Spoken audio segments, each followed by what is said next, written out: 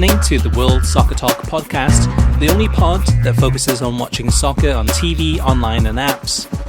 Welcome to episode 156. Coming up on this week's show, USA's Olympic pursuits finally find a home, Villa supporters come out of the woodwork, NBC and Sky find new ways to work together, good news for Samsung smart TV owners, plus we have letters from you, the listeners, in our mailbag section. I'm Christopher Harris, aka The Gaffer, and I'm joined alongside, as always, my co-host Kartik Krishnaiyer. Now, if you haven't listened to this show before, we talk about the commentators, the production value, the latest television developments that are changing the way that you and I watch soccer, as well as which are the best streaming services to watch the beautiful game, and much more. So let's dive in. And Kartik, from this past week, what was your favourite match? That's a good question because I didn't see that much football. What would be my favorite match? Probably, maybe it was the Tranmere beating Watford in the midweek replay, or it was. It must have been. I guess it was the Brentford Leicester game because Brentford were so good for a long period of time.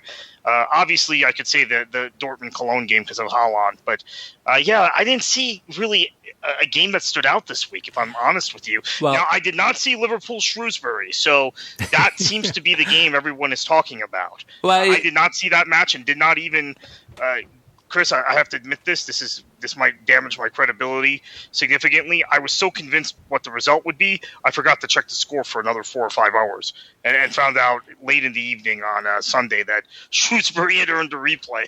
Yeah, I'm with you on this one, though, Kartik. Up until, I think, Tuesday morning, I was thinking to myself, okay, the pod's coming up in a couple of days, and I'm thinking, I haven't seen a match that I really, really loved. Most of the matches had been really straightforward or pretty cut and dry over in the first half. Not a lot of excitement, not a lot of spectacular football. But then again, it was a FA Cup weekend, and for the most part, even going into the FA Cup weekend, we talked about how predictable these things are at this stage, where the predicament of the FA Cup that's in, where you have not just the Premier League teams fielding weaker sides, but also the Championship sides fielding weaker sides. You mentioned Brentford against Leicester. Brentford didn't field the first team. They had several players on there that were basically reserves or squad players. So Brentford focusing on trying to get promoted to the Premier League, and then Leicester putting up a good side. But the Shrewsbury-Liverpool match, that was one. Actually, Sunday I was busy. So at the Sunday, I had a good excuse. I was away, I think, with my parents were in town.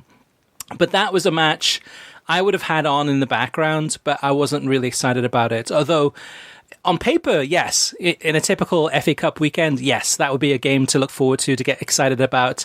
But with the FA Cup the way it is, it's hard to get excited about the games now because you don't know which teams are going to field, the full side.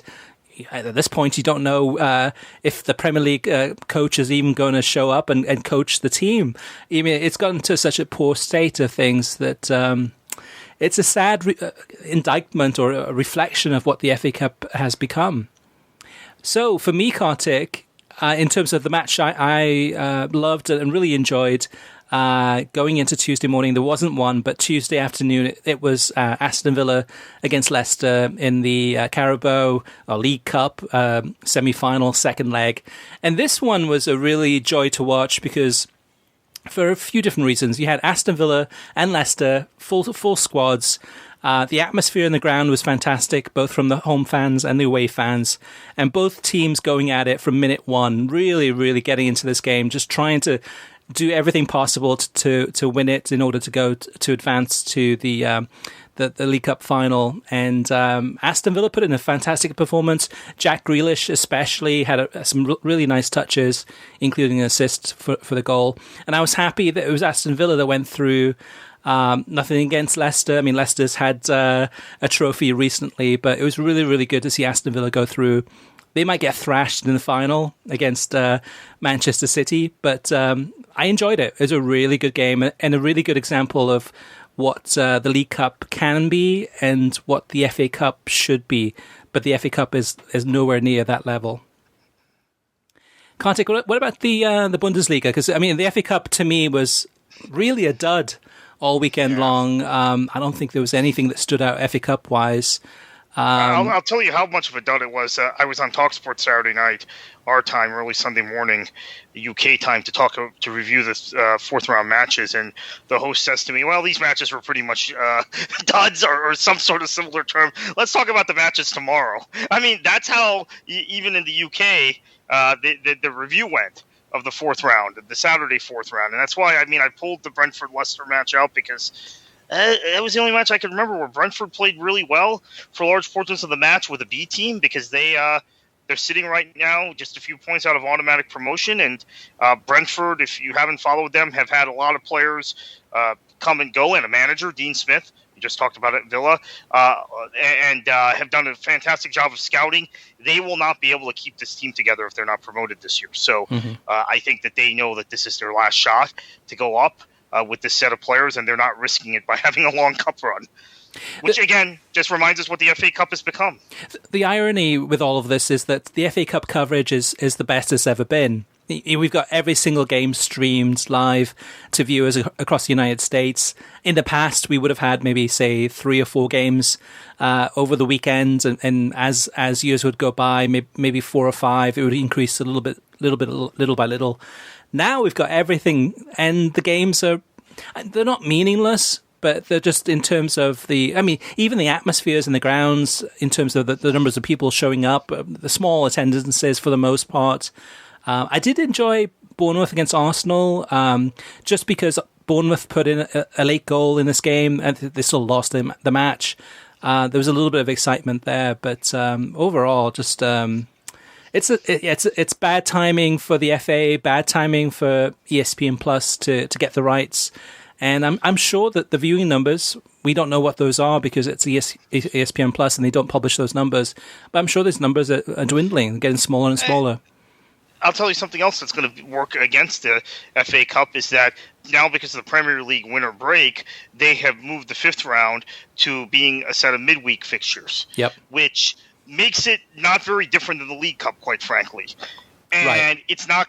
It's coming at a time, unlike the League Cup, where teams are really sweaty about their league position, whether they be Premier League, Championship, or League One teams. So I want to stress this again because I've made a point about this on Twitter repeatedly in the last few weeks. It is not just top Premier League sides that rotate their players. In fact, I think the top Premier League sides, Liverpool being an exception, probably play more of their regulars than the rest of the Premier League and most of the Championship in this competition.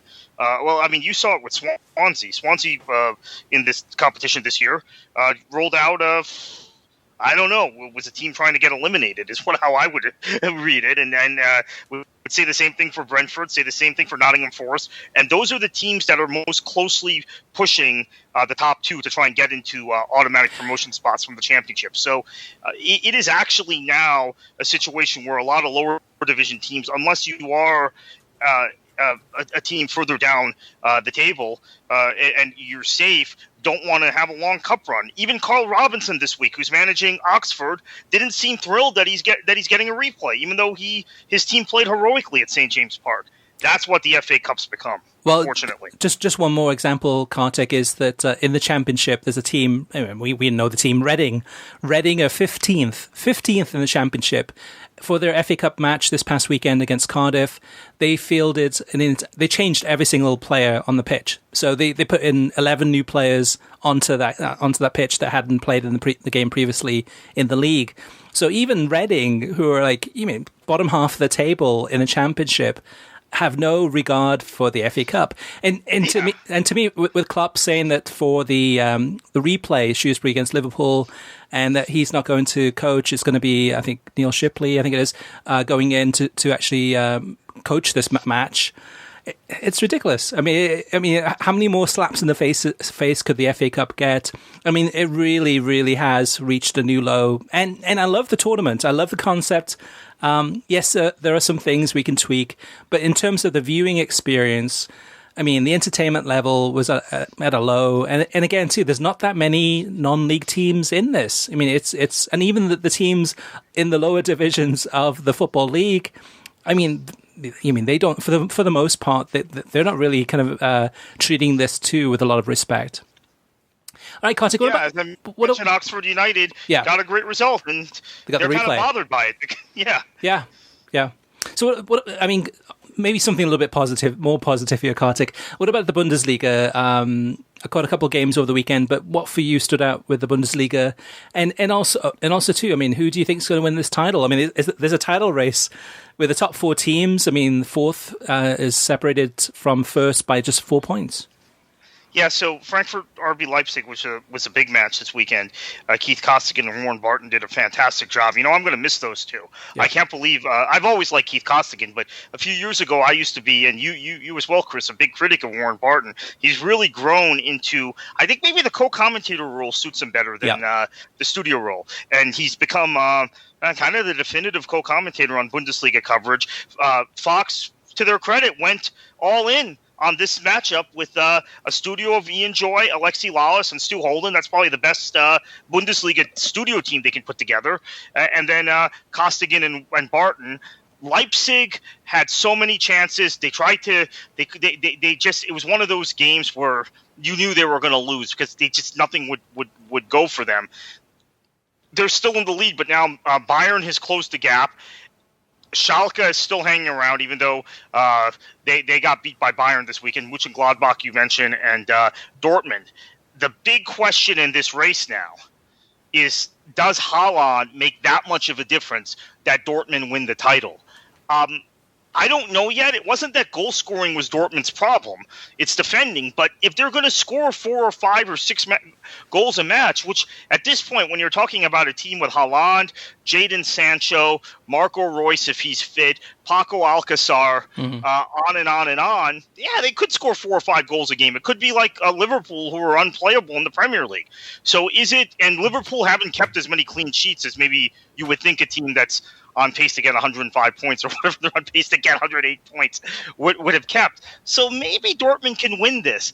I still think because of how strong the midfield depth is for Leipzig, that they're probably the team to beat, and just because Nagelsmann's the best manager, one of the best managers in the world in my opinion. But Bayern, of course, you can never sleep on. They've won however many titles in a row, and they're beginning to come out of their wobble. And then Dortmund's got Haaland, so I think it'll be one of those three. If I had to make a pick in spite of this match that I've just talked about on Saturday, I still think Leipzig hangs on. That's my opinion this week. It might change next week. Yeah, for me, it's still Bayern Munich. I mean, I hope it's not. I mean, no offense, Bayern Munich fans, but it would be great to see another team win this one to make it more interesting for next season. But last week and the week before, Bayern Munich is just really steamrolling over the competition. I mean, really comfortable victories. They're scoring for fun. Dortmund scoring for fun too. I mean, especially with Haaland. But with Haaland, it's so hard to tell because the two teams that they've played against, and he scored all those goals, have been really weak teams. I mean, Cologne looked really poor, I thought, last Friday. Haaland walks on the pitch, has 9 touches of the ball and scores 2 goals. But a great player. But I'd like to see Dortmund tested against a big club, and then we see how that Haaland effect happens or not. I mean, the one thing too about Dortmund against Cologne, I watched this one on Friday on FS2. You mentioned with the Frankfurt Leipzig game and just the FS1, and they went all out. Another example, yet again, FS2, they go, it's zero effort. It's almost as if they say, okay, let's go ahead and start the feed at, 2:20, whatever it is, Eastern time. And as soon as, 4:30 Eastern time, let's just stop it. But we have no influence, no control over anything. I mean, it's so bad, Kartik, that if you catch the match late, you join the game mid-progress, either in the first half or the second half. There's no half-time highlights. There's no full-time highlights. Nothing. It's just basically just a Bundesliga promo reel at halftime and at full time, and that's it. It's almost like, I mean, they've got the VCR set up. I mean, they hit play and off it goes, and yeah, they show the live coverage of the game, but there's absolutely zero effort being put in by Fox Sports. I'm wondering, I mean, every single season, usually towards the end, usually in March, maybe not March, but I think maybe it's April or February, maybe it's now, maybe it's February. There's usually a couple of the games that we see on Big Fox. I haven't heard any news about that happening. Maybe it will happen and they'll spring a surprise, but then they'll go all out again. But it's just so frustrating, just the on again, off again. And we know what it is. It's just, if it's on FS2, zero effort. If it's on FS1, go all out. Even it's ridiculous. Right, and the numbers, I mean, ESPN, the thing that makes ESPN so amazing in how they cover not just this sport but every sport is, if a match is on the SEC net, or a football game, a basketball game is on the SEC network or the ACC network, the look and feel is just like as if it was on big ESPN. The production value is the same. Maybe there aren't as many cameras in use, but it's not that different. The graphics are the same. The studio is basically the same. Maybe some of the studio talent changes, but Fox, I don't know if they do this in other sports. If there's this FS1, FS2 drop off right away from in other sports as well, but in our sports, certainly they treat FS1 like it's okay. It's like big ESPN, or even an over-the-air broadcast, and FS2 like it's a public access channel. I mean, it's unbelievable when Chris, there's only like 20 million homes in this country that have FS1 and don't have FS2. It's not like FS2 isn't only in 20 million or 30 million homes, or it's not like it's in as few homes as BN. Yeah, I mean, it's in a lot of homes now. So I don't understand it at all. It's a head scratcher because I mean, FS2 gets a bad rap, but FS2 is in more homes than BN Sports. And I mean, FS2, I mean, it's almost treated like a red-headed stepchild, or I mean, it's almost as if they have no budget and they say, okay, if it's on FS2, just forget about it. The numbers are going to be so poor. But it's a chicken and egg situation too, because yes, the numbers are poor, but is that a reflection of, I mean, just the half-assed production of that actual game or whatever it is that's on? They just don't seem to care. It's so frustrating. The one thing about the FA Cup, Kartik, from this past weekend was that we do get a chance to listen to some commentators that we usually don't get to hear that often. The Brentford-Leicester game was Nigel Adderley, and then I think it was this was the Carabao Cup, but the League Cup, Aston Villa against Leicester City. This was Steve Wilson from BBC Match of the Day, and Danny Webber, I believe it was. And so that's a little bit different. In the Man City-Man United game, I enjoyed watching this game. Gary Taphouse and Stuart Robson. The more the game evolved, it became more and more absorbing. And City really wasting a couple of clear chances to put this game away early. But ESPN had a crew in the studio. They did the pre-match, halftime, and post-match analysis. And that's a good sign because, I mean, with the League Cup, and hopefully they'll do the same maybe with the latter rounds of the FA Cup, having a studio presence makes a huge difference in terms of encouraging people to tune in early. I mean, listen to the commentary, listen to the analysis, and I mean the banter back and forth. But it makes the tournament feel more important, and it is an important tournament. I mean, especially the latter stages of the League Cup. I always find them very, very entertaining, and having the games too at Villa Park or at the stadiums rather than at Wembley makes a huge difference. I mean, the atmosphere at Villa Park was a million times better than it would have been at Wembley for the FA Cup, I mean, a similar stage of the tournament. But yeah, I enjoyed that one. All right, Kartik, speaking of Fox, big news here, TV streaming news. Yeah, after a lot of doubt about what was happening with CONCACAF, Chris, not only did CONCACAF get the Women's Olympic Tournament on FS2, ironically enough, for at least the first night, but get the Olympic Women's Tournament on, which there was a lot of concern over the weekend. If you followed some of the prominent journalists on Twitter, that maybe there was going to be no TV deal, and CONCACAF had to do something. Not only did they get the Olympic qualifiers on Fox, but now they've got the CONCACAF Champions League as well in a multi-year deal, which will cover the men's and women's Olympic soccer qualifiers and the CONCACAF Champions League for multiple years. So Fox, is it a sign Fox is getting back into the soccer business? Maybe not, but it was, I think, still a bit of a surprise that they went all in, at least for the next few years, on CONCACAF. Of course, there's the U.S. angle, and maybe that ties them to MLS, or at least trying to keep MLS rights in the next contract cycle as well. Yeah, I mean, this is typical CONCACAF. Last minute, a couple of days before the actual qualifiers begin, and there's no TV. There's no one that has the TV rights to this one. So a last minute decision was made, and Fox came in to rescue these qualifiers for the Olympics for both the men and the women, like you said, Kartik, with FS2 having some of the games. Fox Soccer Plus has the game on Friday night with Panama against the US women's national team, and so on and so forth. I think there are actually a couple of games on FS1 in the latter rounds of the qualification process for the Olympics on the women's side. But to me, Kartik, the story behind this one really, I guess there's two stories. One is that we know that these games are not going to generate a lot of viewing audience. Yes, there's interest in the U.S. women's national team for sure, more so than the U.S. men's national team in terms of qualifying for the Olympics. There is interest, no doubt, but there's not massive amounts of interest. And at the same time, too, there's a lot of competition. I mean, if you're FS1, you've got a lot of other sports going on at the same time. Same thing with NBC, and you go down the networks, the major networks, ESPN. They've got other programming on at the same time, so it's difficult to actually find a time slot where we can put this in and get large viewership when we know that the viewership's not going to be that big.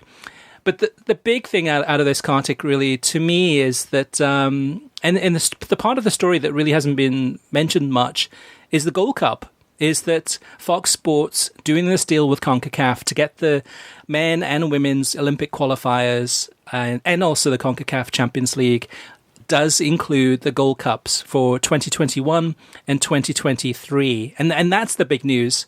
But going into whether, Fox has the rights to both the Men's World Cup and the Women's World Cup, it's important that the women and the men are on television as much as possible. So if no one else is going to pick up the rights and the phone call is made to say to Fox, hey, you guys have the rights to the FIFA events. I think it's important that you guys have the rights to the CONCACAF events.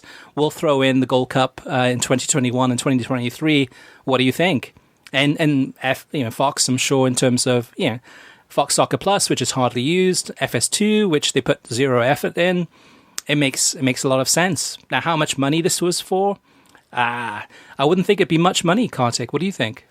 Yeah, this last minute thing is what they do, so it couldn't be for very much money. It was a deal that was probably rushed. Remember last year, or was it the year before, that they did the deal with Yahoo at the last minute? And one year, I want to say, CONCACAF Champions League ended up on Go90, which was a Verizon Fios app. So, and it always, you never find out until the end. So I think maybe, who knows if there was even a rights fee here. Maybe because it's a multi-year deal there was, or perhaps they had agreed in principle a while ago and getting it across the line took until the last minute. I don't know, but I can't imagine it was very much money. And then just one more thing to add before we move on to the next news item, and that is on the Spanish language side, Tudor picked up the rights to the CONCACAF Champions League and the men's and women's Olympic qualifiers. Next up, Kartik, in terms of the news, beIN Sports Extra, which is their free channel that they've recently launched on the Roku, as well as some over-the-air channels nationwide in select cities, is now available on Samsung TV Plus. Now, if you own a Samsung TV, a smart TV, which I do, so I went ahead and checked this out. There's free channels. There's a whole bunch of free channels you can watch. All sorts of different. mean, it's not going to be your HBOs or Showtimes, but there's a ton of different channels that they offer, including there's a Fubo Sports Network, which has some original programming. And now with Samsung TV Plus, what they have is beIN Sports Extra, which has some of the best of beIN Sports from different sports from around the world. Will not have Barcelona, Real Madrid, or Atleti games, but it does have some exclusives. It does have usually one or two La Liga games exclusive to beIN Sports Extra, and same thing too for Liga 1. So anyway, if you have a Samsung TV, smart TV, I think it's the 2016 versions, and to present, check it out. And beIN Sports Extra is free there and requires no authentication. And Kartik, one last news item. This one doesn't have anything to do with soccer, but it does in a way, and it does possibly point some clues in terms of the future and maybe what we can see more of. Yeah. So there's this. We've talked a lot about the collaboration, right, between Sky and Comcast NBC since Comcast bought Sky in about a year and a half ago now. It's been Comcast NBC and Sky will attempt to overturn 3 decades of CNN preeminence in international television news, jointly launching a new channel in a rare commercial bet on the profit-thin global news business. NBC Sky World News, as it's going to be called, is a bid to win the news service's long elusive international recognition and will mark Comcast's first efforts to unite its transatlantic brand since its acquisition of UK-based Sky in 2018. The other competition also would be BBC World. Sky News, by the way, is available in the United States if you have Roku or Apple TV or Amazon Fire. So maybe that brand is now more recognized in the U.S. than it used to be, and globally they will be making a play to compete with CNN, which is quite a gamble. Yeah, and Sky News too, which is very, very good, is also on YouTube. It streams 24/7. So this points, at least hints that NBC and Sky, that we could be seeing them work more and more together. I could envision when they do launch this NBC Sky World News, which is an awful name, but when they do launch it, is perhaps they'll have more soccer coverage on there, or they'll have soccer coverage on there. And NBC has the rights in the US. Sky has the rights in the UK. We could be seeing, Arlo White or the two Robbies or some of the Sky Sports news people appearing on this news channel to provide some stories or some analysis about some breaking news that happens on a global scale that that is of interest to globally. But again, it's another example of Comcast, who now owns NBC and Sky, working more closely together and just trying to encourage these teams to kind of share their expertise. You get a lot of Premier League news, by the way, on BBC World and on CNN International, so it would fit in to the thing. Now the question is, would they use the NBC people, the Robbie Earls, the Robbie Mustos, the Kyle Martinos, or would they use the Sky Sports people? That's TBD, obviously. Yeah. One to watch out for, and I don't think there's a launch date yet for this one, but it should be interesting to see what happens. TV ratings from this past weekend with the FA Cup on and those games on ESPN Plus. We don't have those numbers, but we will have some of those other numbers for the other games probably next week on worldsoccertalk.com. So let's move on to the listener mailbag, and first up is Leonid. He says, great discussion about supporting local clubs and Major League Soccer fans. I came to this country from far away, but I know the soccer landscape of the States better than the so-called fans who were born here. Why am I the first to go to a local team match? I don't want to blame anyone. I just didn't hear discussions about this topic. I want to say thank you for that. So Kartik, I think at the end there too, kind of giving you some praise for having this discussion. And actually, I think this came from one of the other listeners sending in a comment about, MLS fans, but this could go to Premier League fans too, where or fans of any league or club, having a lot of knowledge about those teams or those leagues, but not going to their local team. Kartik? Yeah, I think this is a problem in American culture as we think about leagues, right? I pointed this out over and over again, where you've got these, and it comes from the college sports culture, right? Oh, we're SEC fans, we're ACC fans, we're whatever. That American fans seem to be champions of leagues, and then they block out everything else beyond that league. So the MLS culture and the culture of American Premier League fans, I think, is reflective of just kind of the American sporting culture, not really exploring that there's local soccer in their neighborhoods, in other leagues, and things that they can watch live and really kind of bond with. So I think that there's a real.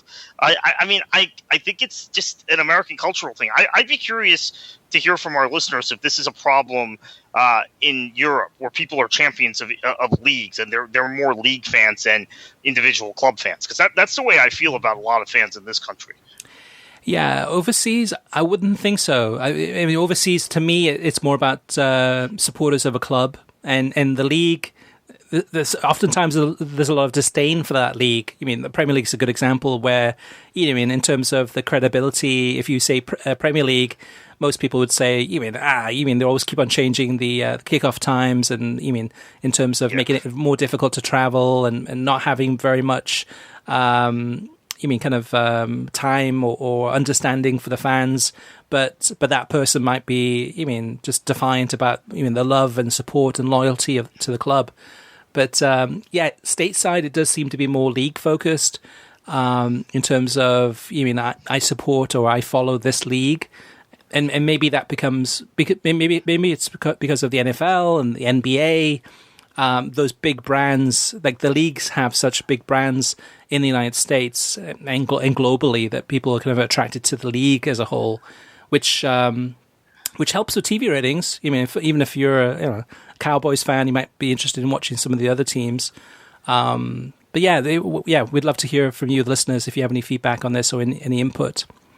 Richie says the podcast didn't really address recently whether Peacock from NBC would have on-demand programming, Gold Rush or classic matches. At the very least, having on-demand would probably make NBC Sports Gold obsolete for many. These are the questions that most of us are looking to have answered by August, and granted, we have plenty of time for that. So, Richie, definitely lots of questions to be asked, lots of answers to be given.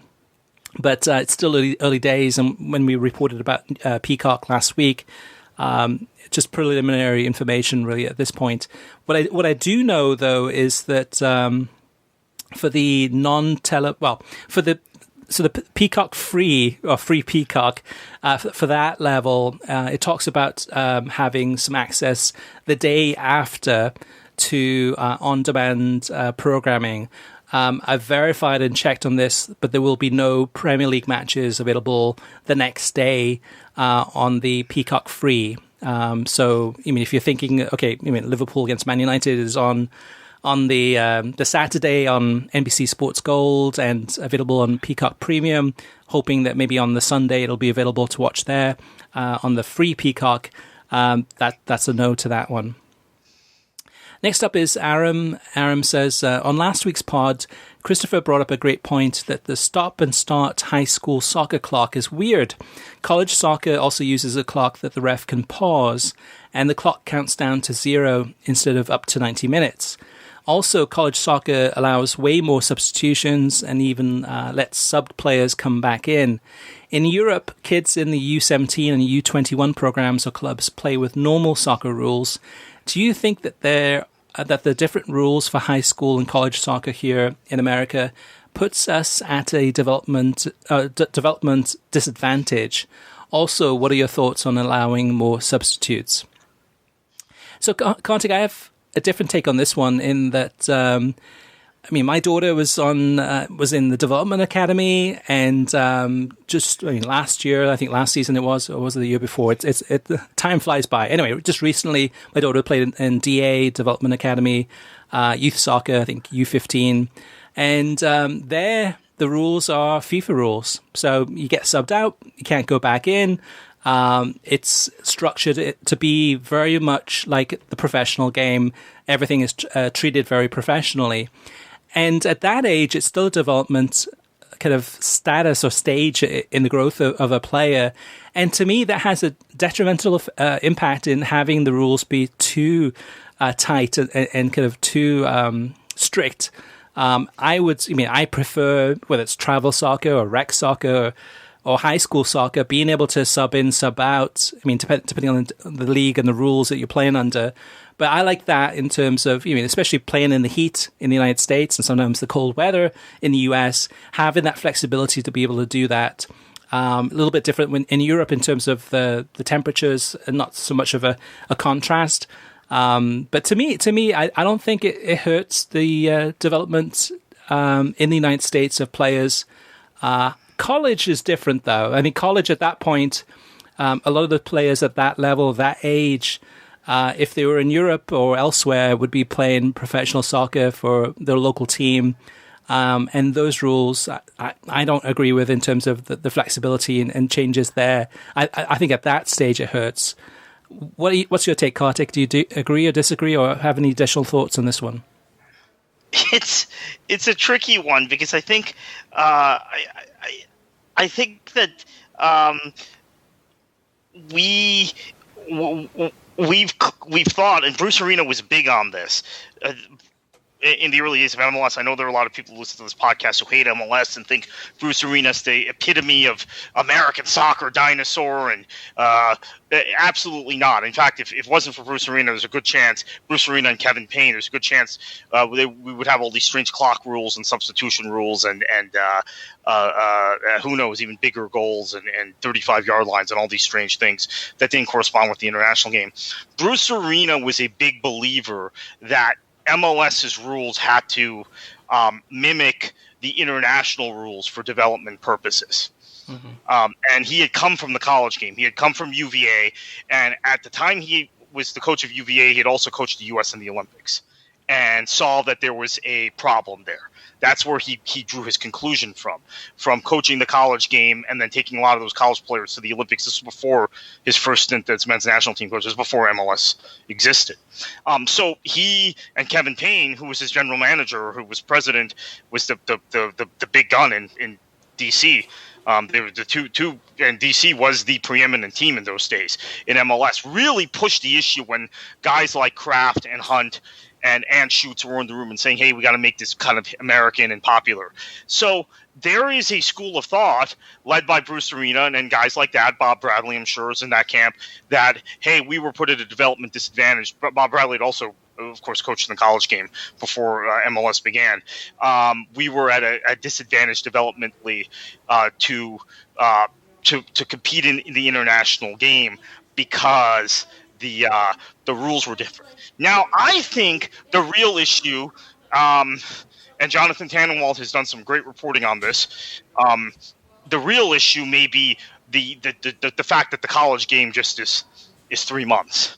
And that there are some coaches who want, and this is also becoming important, and especially important in the women's game, because what we're seeing is more and more development paths coming through Europe, and part of the thing that made the American college game so preeminent was that the top players from England and France, they would all go to college in the U.S. They're not anymore.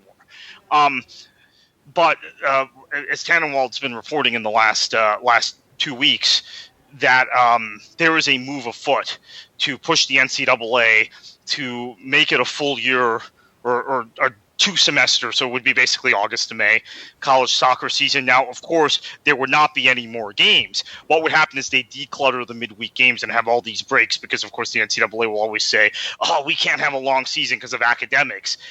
Yet the academics never seem to matter when making money is in the way for the NCAA, right? They always would say, hey, we can't have a proper college football playoff because of academics. But the reality is they're all making money hand over fist with the bowl system. But anyway, the point being, I think we've gone from the arena point of view, which was our rules have to be exactly the same as the international game, which is what he pushed in MLS. And eventually MLS changed all its rules. Remember, MLS had strange clock rules at first. MLS allowed a fourth substitution if a game, although now that's a FIFA rule. But MLS initially, when they did have extra time, and they had a shootout, they did allow a fourth substitution.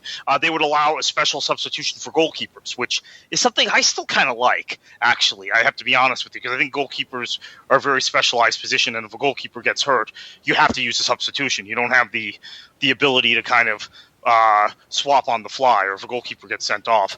But I think we've gone from that concerned that the substitution and clock rules are holding us back to now saying, you know what it is? It's that college soccer and high school soccer aren't organized properly, and they're not serious enough, and they don't play long enough. That's really the problem. It's not the clock rules. It's not the substitution rules. Yeah, the one thing, though, too, about high school soccer is that in theory it lasts like 3 months, but in practice it actually lasts a lot longer than that, too, because once you go into, district tournaments and regional tournaments, depending on your team, it can actually drag on for quite a bit longer than that. But college soccer, is just way too short in terms of at that age. The endurance, the stamina, everything that individual should be doing should be at a high level. Yes, they've got education at the same time, but going back to Aram's question about substitutes, to me, at the college age, there shouldn't be lots of subs going in and out. To me, that's kind of at the adult age, really.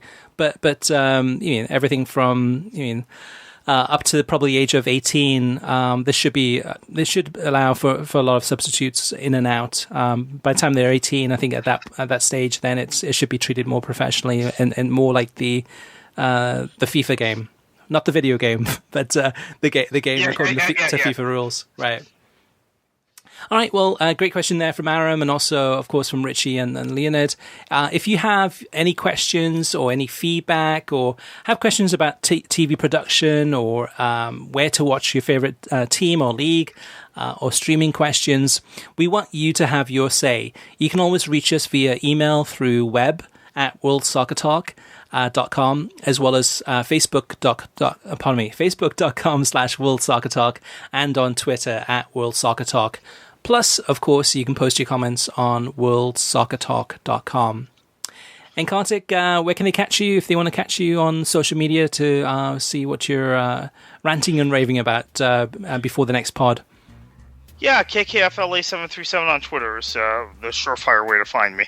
All right. Well, thank you for listening. You can get a new episode of the World Soccer Talk podcast every Thursday. Every episode is released on SoundCloud, Spotify, Pandora, YouTube, Stitcher, iTunes, TuneIn, Audio Boom, Overcast, and worldsoccertalk.com. If you like the show, share it with your friends on social media and give us a review on iTunes. And Kartik, heading into another weekend of football. We've got the Bundesliga, of course.